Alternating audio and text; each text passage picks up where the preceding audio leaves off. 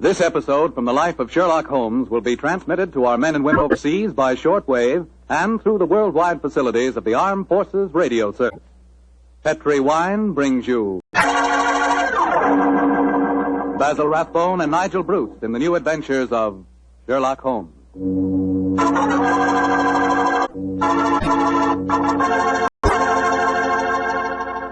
The Petri family, the family that took time to bring you good wine, invite you to listen to Dr. Watson tell about another exciting adventure he shared with his old friend, that master detective Sherlock Holmes. And say, I want to ask you if you've sent in for that little present we've got for you. You know, that swell recipe calendar. It's free, of course, and it's really something. It's a 2-year calendar for 1945 and 46, and it's beautifully done in full color. But the best part of it is that it's jammed with recipes and ideas for cooking with Petri wine. Send for your free recipe calendar tonight. Just send your name and address to Petri Wine, P-E-T-R-I, Petri Wine, San Francisco 26, California. San Francisco 26, California.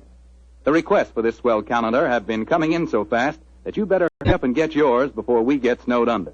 Write tonight, and we'll send you your free recipe calendar at once.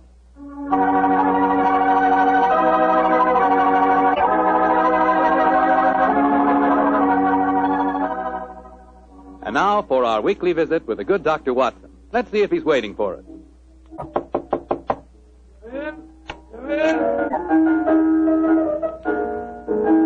Good evening, Mr. Holmes. Oh, good evening, Doctor. Playing the phonograph, I see. Yes, my boy. That particular melody has very potent memories for me. Here, I'll turn the thing off. You haven't come here to listen to a Mozart sonata. You want a story, don't you, young fellow, my lad? That's right, Doctor. Well, let's sit down. All right. That's better.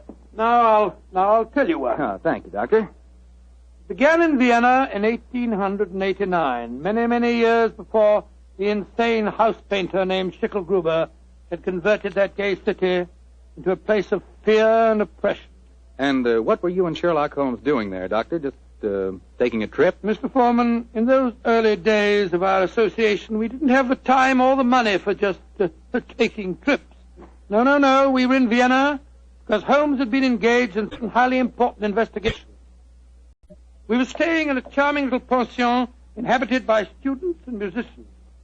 And on the night the story began, we'd finished dinner and had returned to our room. I was busy making some notes on the investigation we'd just concluded, and Holmes was scraping away at his beloved violin.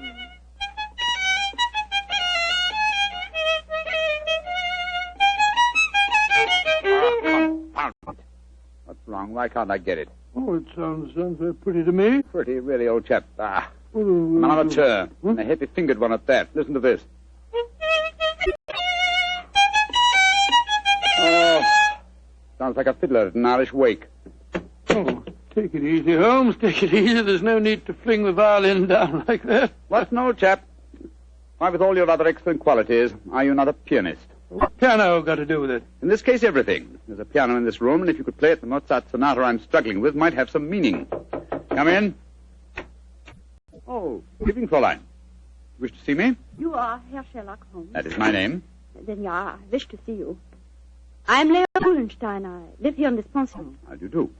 This is my friend, Dr. Watson. How do you do, Herr Doctor? I'm very glad to meet you, my dear lady. Fräulein Uhlenstein, may I pay my tribute to the brilliance of your piano playing? You have the exact precision of phrasing that Mozart demands. How do you know of me? Both Dr. Watson and I were present at the command performance you gave at the Imperial Court a fortnight ago. Hey, curious, I knew I'd seen you somewhere before. My friend was just expressing the need of a pianist as you walked in, young lady. Perhaps I'm two sorry. of you... I do not play with amateurs. Amateurs? Well, really? I do not mean to be rude. It's just that my life is dedicated to my professional career. I quite understand, Fräulein. And now please tell me, what can I do to help you? I must presume you have come to see me in my professional capacity. Jawohl.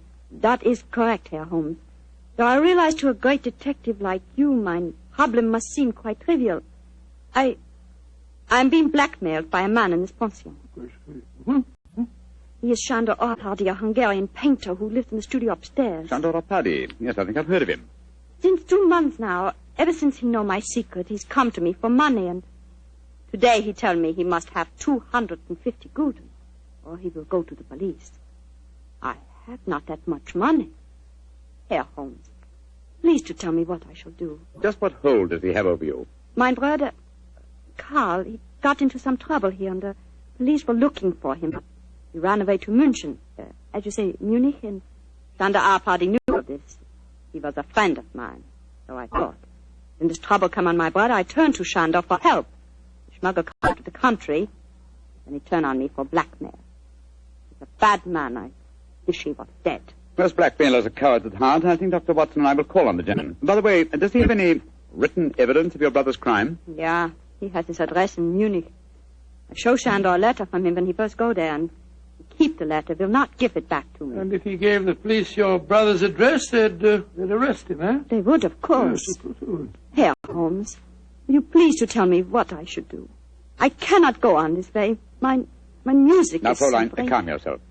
I shall be most happy to help you, and if you will lead the way, we'll see how persuasive we can be with Shandor Arpadi.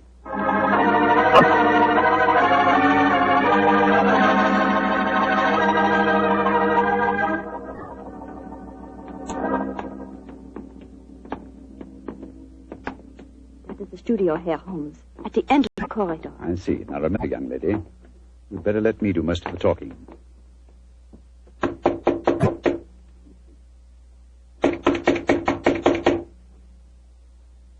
He must be out. That is possible. Locked.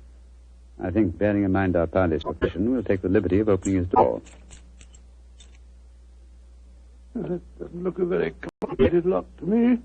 Oh, I think this skeleton key will do the trick. It's very dangerous, Herr Holmes, if Shandor finds you doing... No. Don't you worry about that, Fräulein. We're perfectly capable of taking care of ourselves. There we are.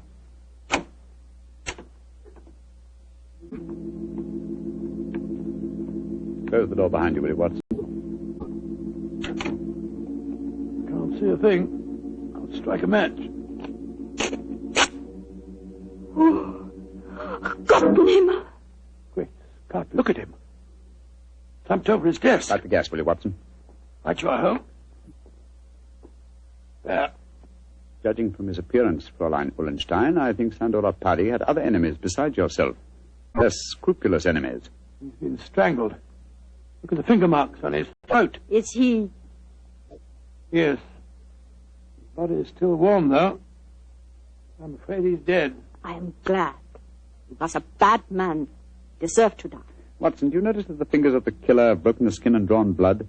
Yes, so they have. Should we not communicate with the police? Before we do that, Fräulein, we must see if we can find your brother's letter. Help me move the body, will you, Watson? Lying across an open dispatch box that might contain the document in question. Right, Joe. Come along, Buffalo. That's it. A painter, the late Mr. Arpadi, was an unusually methodical man. Everything filed here in alphabetical order. Here we are. You, Fräulein Lea Ullenstein. And the letter has the Munich postmark. I think this must be the document. Question. Will you examine it, please, Fräulein? Yeah, this is the letter. Herr Holmes, how can I thank you? There's very little to thank me for. If the blackmailer were still alive, I fear it wouldn't have been so simple a matter. I wonder what other treasures this box contains. Hello?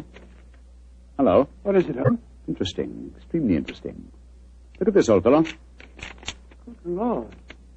Information on the case that we've just been working on. Exactly, and from the names attached to the document, I think we may assume that the dead man did not confine his blackmailing to struggling young pianists. He was after big game, too. Yes, we'd better be careful, Holmes. I don't think that we should go for the police just yet. No. We'll start by having a little talk with the other residents of this pension. Fräulein, who lives in the room adjoining this one? I too, Herr Holmes. And the room across the landing? Lai Tong-fo, the great Chinese actor, he's performing here in Vienna. I see. Then I think we'll start by calling on him. Return to your room, Fräulein, and we will let you know later what we've found. In the meantime, say nothing to anyone of what has happened. I will do everything you tell me, Herr Holmes, and please, once again, please let me thank you for what you've done for me.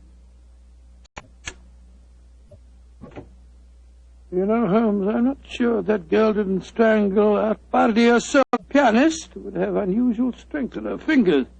And we know that she had the motive. And look how unnaturally calm she was when she realized the man was dead. I disagree with you, old fellow. Huh? I think what you refer to as unnatural calmness is really the cold detachment of the true well, I have a feeling that we should keep an eye on her, just the same. We will, Watson, we will. And now I suggest we pay a visit across the landing to the distinguished Chinese actor, Mr. Ling Tu Fo.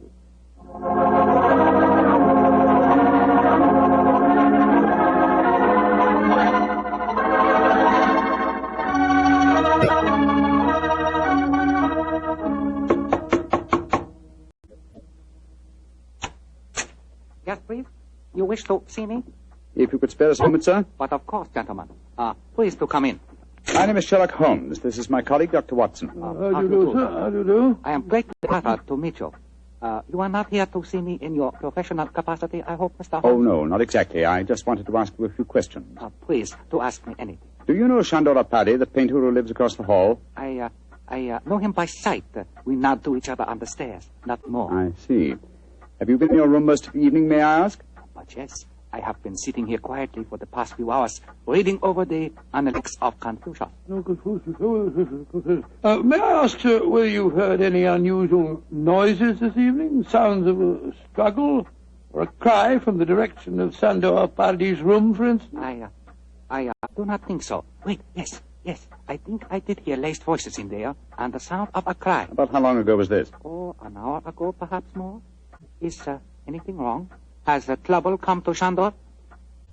Sandor? I thought you said you were only a nodding acquaintance with the gentleman. Well, he is a well-known artist. It is only natural I should call him by his first name, Mr. Holmes, even though I do not know him. Has something happened to him? I'm afraid so, but I can't tell you any more about it at the moment. Thank you for your cooperation. We shall see, no doubt.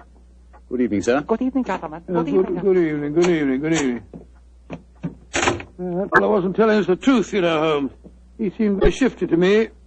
Well, where are we going now? Downstairs to the porter's desk. There's only one entrance to this house, you'll remember. The porter may be able to tell us of any unusual comings and goings in the last hour or two. Come on, old chap, don't dawdle. There's a great deal of work ahead of us.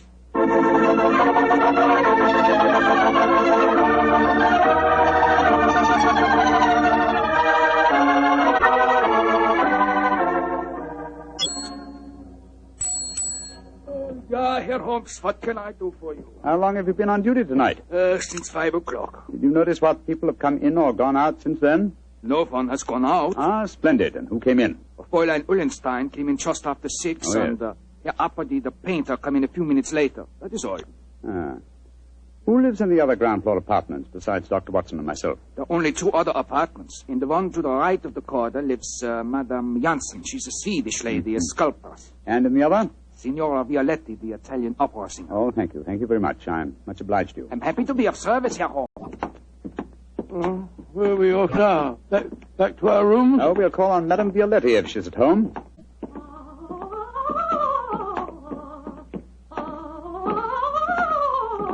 It sounds as if she's very much at home.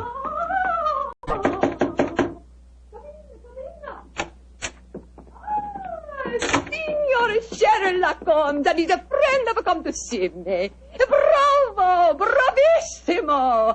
I have so much wish to make her acquaintance. Sit down. No, I'm afraid we can only stay for a moment, madam. My friend wanted to ask you a few questions. Yes, Signora. I just wanted to know... I know your questions. Oh.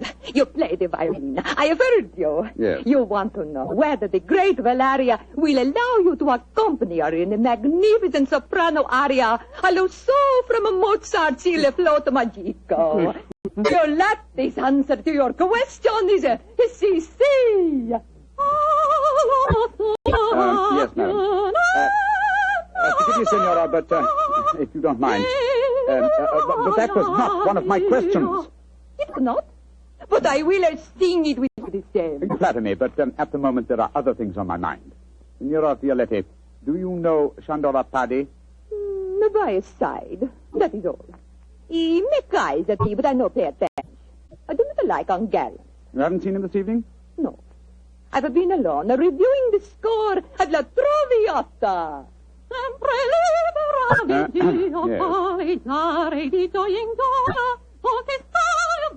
I am to sing it next week here in Vienna. I hope you'll both be present. It would be a great treat for you. I'm sure it would be, Signora. Now, if you'll excuse us. Oh, it is sad you must go so soon. But come and see me again, and I will sing for you both before you leave Vienna. Great Scott, what a ghastly woman. She's not your murderess, I'm sure. And now I suppose we'll have to question this sculptress woman. And then we'll talk to everyone in the house. No, I think before we visit her, we'll examine the dead man's room a little more closely. That black tin dispatch box may hold the key to this mystery.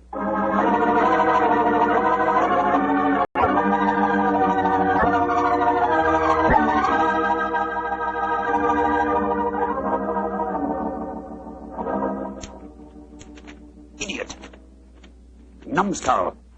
Why didn't I go through these papers thoroughly at first? Yes, they certainly tell an interesting story. Party had obviously been blackmailing Madame Janssen, the sculptor. Yes, and also our friend, the Chinese actor, Lai Tung-fo. Then Lai Tung-fo was lying when he said that he didn't know Party. Obviously. By George, 3 of the 4 people living in this house in his power. Hello. What's the matter? What have you found? Footprints in the cigar ash on the carpet. Prints of a small foot. Leading us to this closet. Somebody must have been hiding in there. Yes, possibly. Uh-huh. Take a look at these, Watson. Strands of hair. Long black hair. Where were they? On a hook in the cupboard. Someone bracing themselves back so as to be out of sight could easily leave such evidence. I've got it, Holmes. I've got it. The long black hair, the long nails that caused the peculiar marks upon his throat, and the small footprint. It was a woman. But which one? Fräulein Ullenstein and Signora Violetti both have hair, remember? And it must be that sculptress woman. Not necessarily. Who else, not a woman, would have smooth, long nails and long black hair? By Jove, the Chinese actress. Precisely. Come on.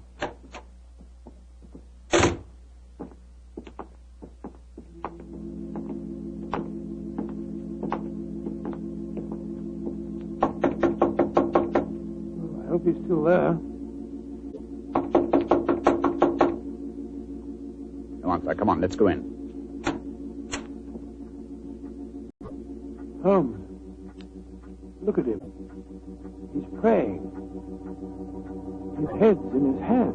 No, my dear fellow, I'm afraid prayers can do him no good now. He's been strangled. Strangled with his own cue.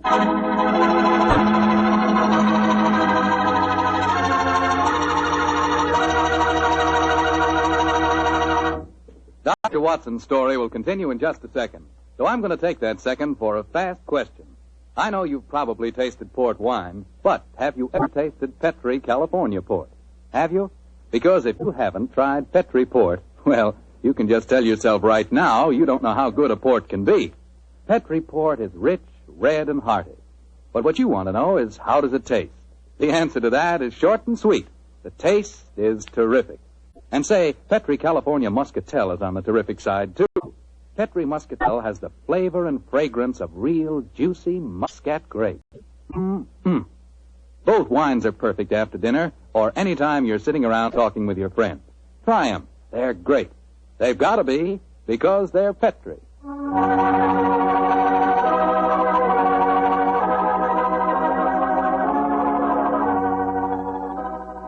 And now back to tonight's new Sherlock Holmes adventure. The famous pair are staying in Vienna, where they've become involved in the mysterious strangling of a notorious blackmailer. As we rejoin our story, Sherlock Holmes and Dr. Watson are cross-questioning another of the suspects, a Swedish sculptress by the name of Madame Janssen. What do you want with me? Why have you come in here? Well, we just wanted to ask you a few questions, madam. To admire your figurines, may I ask if you always work in clay? Yeah, but what's that to you? Do you wish to buy some of my sculpture? No, but I assure you the question was pertinent. Tell me who you are and stop wasting my time. My friend is a private detective, madam. A detective? Who sent you here? No one sent me here. I'm conducting an investigation of the murder of Shandor Apadi. Shandor dead? Mm-hmm. Good. I'm glad. Yes, madam, but we happen to know that you had a motive for killing him. He'd been blackmailing you. Get out of here. What right have you to come here and question me? No. Look here, madam. If you know what's good for you, you will answer our question. And if you question. know what's good for you, you'll get out of here, both of you. Come along, Watson. But, Holmes, you can't possibly... Forgive me, madam, for our intrusion. We meant no rudeness. You have been rude. Intolerably rude. Go away. Whatever made you back down like Holmes? Obviously, she's the killer. Rubbish. But her hair was jet black. Yes, but it was short hair. And didn't use the size of her feet anyway. She works in clay. If it had been marble, I might have suspected her. Upon my soul, Holmes, I wish you'd tell me what you're driving at. I have the answer to these killings now, Watson. Hmm? But I'll have to prove it. I'm afraid I must work without you, old chap. Do you mind waiting for me in our room? No. Wait a minute. That may be dangerous. Wait for me in Signora Violetti's room, if you don't mind. I'll join you there as soon as my work is done. Pretend that you have returned because you were so enchanted with her voice. Oh, great Scott, Holmes. You can't ask me to be alone with that dreadful woman. Please do as I say, Watson, and don't question me. There isn't a moment to be lost.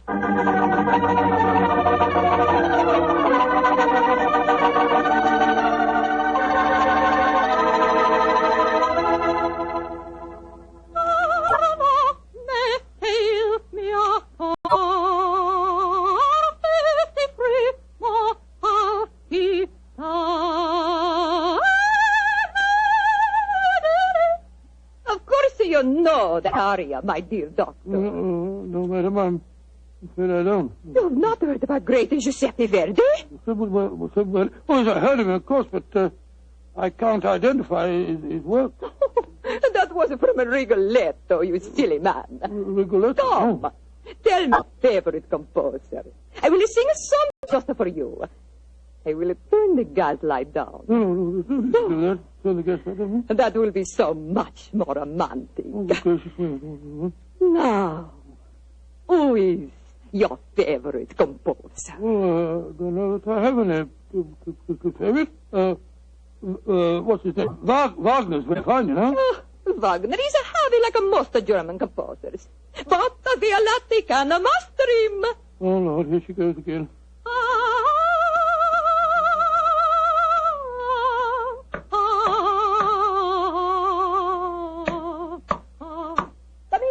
Come in.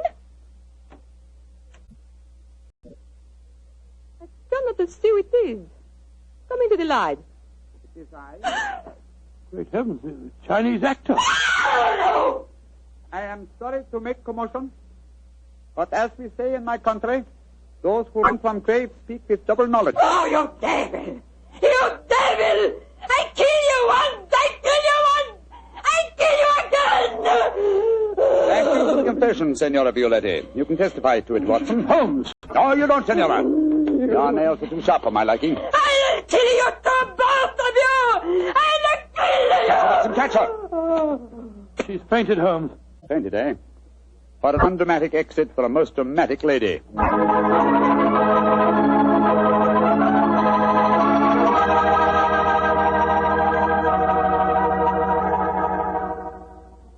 Well, Holmes, now that you've turned Signora Violetti over to the police, perhaps you'd tell me what made you certain that she was the murderess. It was obvious from the beginning that Atari was strangled by someone with long fingernails. When Lai Tung Fo was killed, it ruled him out. Then who was the woman with a motive and long nails? Best of all, no. Elementary, my dear fellow. Was the woman Fräulein Ullenstein? No. Being a concert pianist, her nails were naturally short. The sculptress who worked in clay? Again, no. That would make it impossible for her to mold her delicate figurines.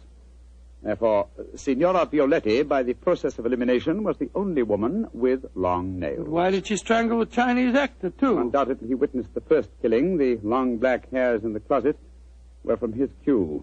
I presume that later he threatened Signora Violetti, and so he himself was strangled. I still don't understand why she strangled our party in the first place. Watson, I think you'll find that he's been blackmailing her, too. Remember, he had documents incriminating everyone in the house except her. I think we may assume she killed him and then removed her own papers from the dispatch box. But I'd no proof, and so, well, I had to frighten her into confession. So that's why you disguised yourself as Lai Tung Fu. Yes, I borrowed the robes from his room. It was lucky that the lights were low as I entered. Yes. And it's also fortunate that to the average European, all Chinese look alike. Come in. Ah, Fräulein Ullenstein. We'll be in to see you in a few minutes. I've been waiting so anxiously. Is everything all right? Well, from your point of view, my dear young lady, yes. There's nothing more for you to worry about. Oh, I would like to repay you, Herr Holmes. Yeah. I've done very little for you, but if you really feel that you owe me something... Yeah? Well, perhaps just this once you wouldn't mind accompanying an amateur? It would be a pleasure. What is it you wish me to play? A Mozart sonata. But of course. The rondo from the E-flat, I suppose. That's splendid. Please, Fräulein. You like Mozart, Herr Doctor? Oh, very much, young lady, very much. In fact, I might say he is my favorite composer.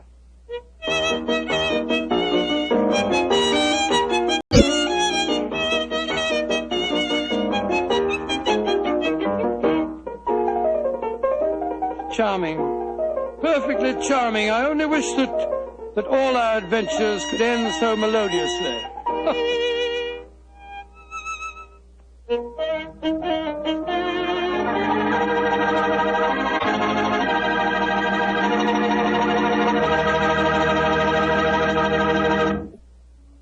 Tonight's Sherlock Holmes adventure is written by Dennis Green and Anthony Boucher and is based on an incident in the Sir Arthur Conan Doyle story, A Case of Identity. Mr. Rathbone appears for the courtesy of Metro-Goldwyn-Mayer and Mr. Bruce for the courtesy of Universal Pictures, where they are now starring in the Sherlock Holmes series. This is Bill Foreman saying goodnight for the Petrie family. This is the Mutual Broadcasting System.